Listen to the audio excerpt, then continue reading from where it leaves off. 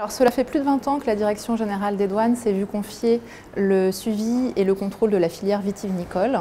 Cette filière fait l'objet d'un encadrement réglementaire fort qui trouve ses sources à la fois dans le droit international, communautaire et national. Aujourd'hui, la douane est la seule administration qui est présente sur l'ensemble du cycle de production viticole, de la plantation à l'exportation des produits.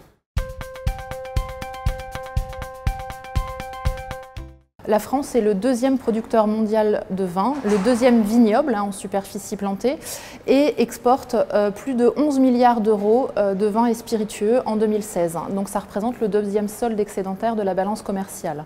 Avec presque 600 000 emplois directs ou indirects, vous voyez bien que les enjeux sont extrêmement considérables. Donc la douane est plus particulièrement chargée du suivi et du contrôle de la filière. Donc suivi et contrôle du potentiel de production viticole, c'est-à-dire principalement les superficies plantées.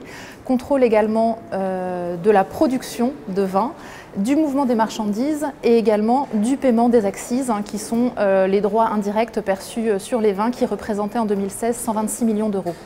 Nous sommes également chargés de la fiabilité des données économiques que nous collectons au travers des nombreuses déclarations que les viticulteurs déposent, notamment dans le cadre du casier viticole informatisé, qui est un outil qui est imposé par la réglementation européenne.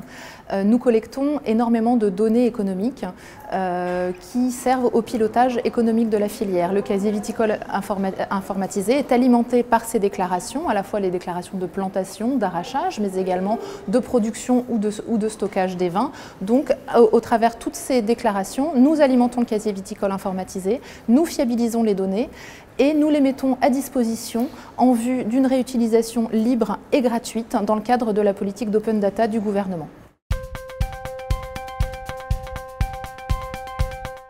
Alors pour aider les entreprises à conquérir de nouvelles parts de marché et à s'implanter dans d'autres pays, nous avons, grâce à notre maillage territorial, des interlocuteurs sur le terrain, notamment les pôles d'action économique dans chaque région qui sont là pour conseiller les entreprises, pour leur faire connaître les différents labels qui existent ou les statuts, notamment celui d'opérateur économique agréé ou d'exportateur agréé, qui sont de véritables passeports pour l'exportation.